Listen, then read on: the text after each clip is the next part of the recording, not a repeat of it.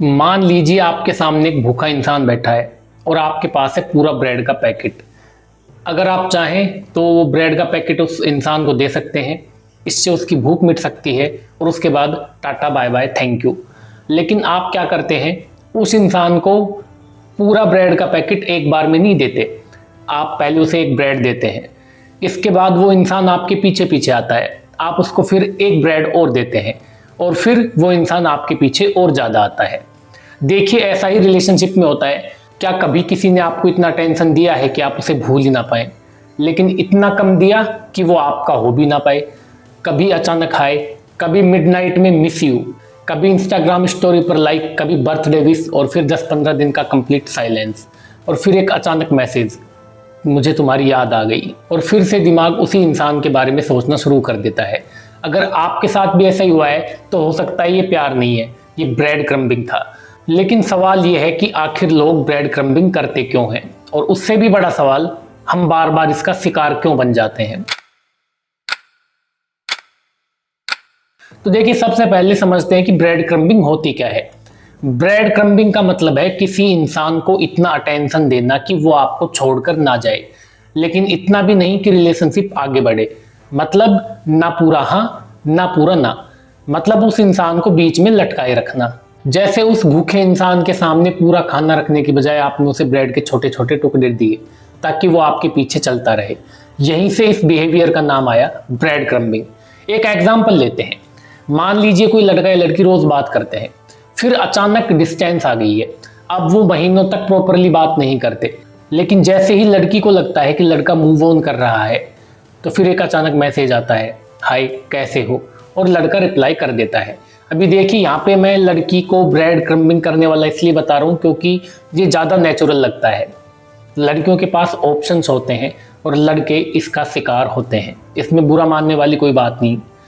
तो जैसे ही लड़की मैसेज करती है, हाय कैसे हो, लड़का रिप्लाई कर देता है।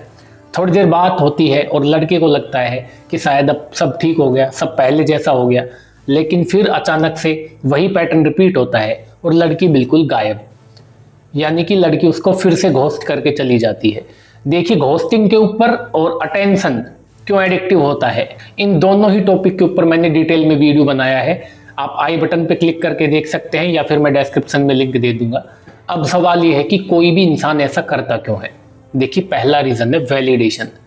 कुछ लोगों को रिलेशनशिप नहीं चाहिए होती, बस उन्हें ये फील करना होता है कि क्या अगर मैं चाहूं तो ये इंसान आज भी मेरे पास वापस आ सकता है।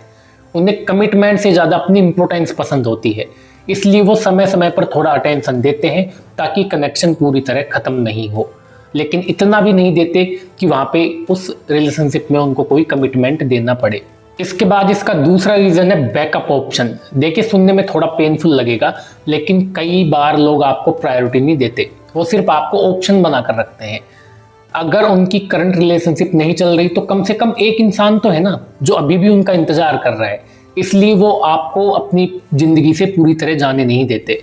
आपको एक बैकअप ऑप्शन बना के रखते हैं ताकि उनका रिलेशनशिप अगर खराब हो या उसमें कोई प्रॉब्लम आए तो वो आपके पास आ सके, अपनी लोनलीनेस को खत्म कर सकें और वैलिडेशन आपसे ले सकें। तो इसलिए आप एक बैकअप ऑप्शन बन के रह जाते हैं, प्रायोरिटी नहीं होती। थर्ड रीजन है, कुछ लोग खुद भी कंफ्यूज होते हैं। भाई, उन्हें पता ही नहीं होता कि उन्हें रिलेशनशिप चाहिए या नहीं। वो अकेले भी नहीं रहना चाहते, इसलिए उन्हें जब लोनलीनेस फील होती है तो आपको मैसेज कर देते हैं। फिर जैसे ही उनका मूड ठीक हो जाता है वो फिर से गायब। यानी उन्हें आपकी नहीं, आपसे मिलने वाली इमोशनल कंफर्ट की ज़रूरत होती है।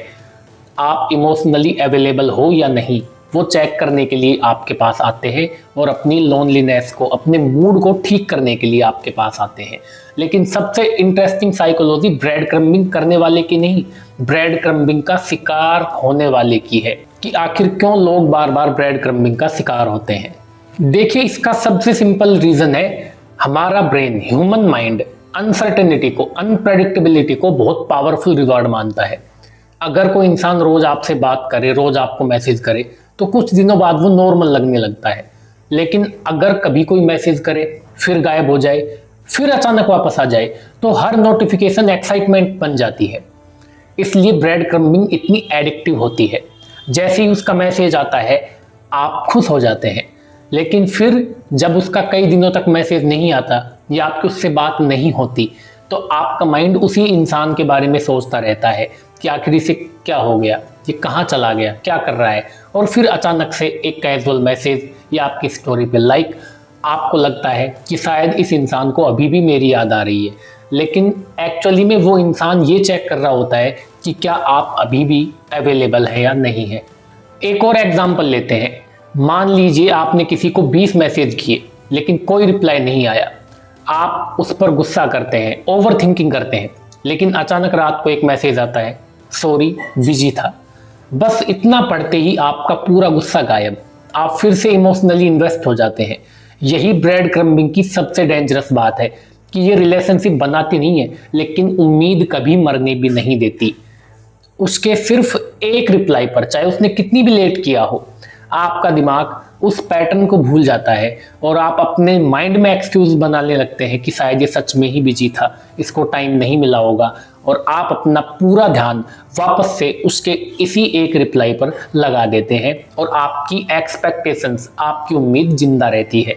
लेकिन आपको खुद को भी नहीं पता होता कि क्या ये रिलेशनशिप आगे बढ़ेगी या नहीं बढ़ेगी। अब एक और सवाल, ये कैसे पता करें कि कोई जेन्युइनली बिजी है या सिर्फ ब्रेड क्रम्बिंग कर रहा है। एक छोटी सी बात याद रखिए, बिजी इंसान रिप्लाई लेट कर सकता है लेकिन एफर्ट लगातार दिखाता है। ब्रेड क्रम्बिंग करने वाला एफर्ट नहीं, सिर्फ उम्मीद जिंदा रखता है। वो आपको कभी मैसेज करेगा, कभी नहीं करेगा, कभी आपकी स्टोरी देखेगा, कभी लाइक करेगा, लेकिन वो कंसिस्टेंट नहीं होगा। ब्रेड क्रम्बिंग करने वाला इंसान सिर्फ आपको एक्सपेक्टेशंस देता है, रिलेशनशिप या फिर कोई कमिटमेंट नहीं देता।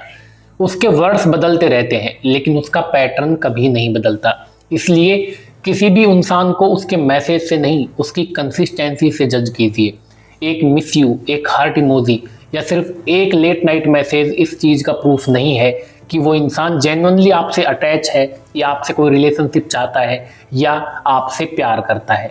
तो इस ब्रेड क्रम्बिंग को समझिए। इस लूप से बाहर निकलना बहुत ज़रूरी है, क्योंकि ब्रेड क्रम्बिंग जो है वो भी अटेंशन की तरह काफ़ी एडिक्टिव हो सकती है। अटेंशन वाला वीडियो मैं यहाँ पे डिस्क्रिप्शन बॉक्स में डाल दूंगा, या आपको आई बटन पे दिख रहा होगा, उसको जाके देखें।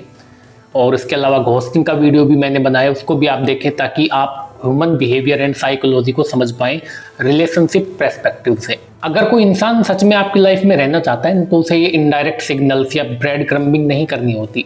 वो पूरी प्रेजेंस देगा, अपने पूरे एफर्ट देगा, और शायद जिंदगी का सबसे मुश्किल काम किसी इंसान को छोड़ना नहीं होता, बल्कि उस उम्मीद को छोड़ना होता है कि एक दिन वो बदल जाएगा।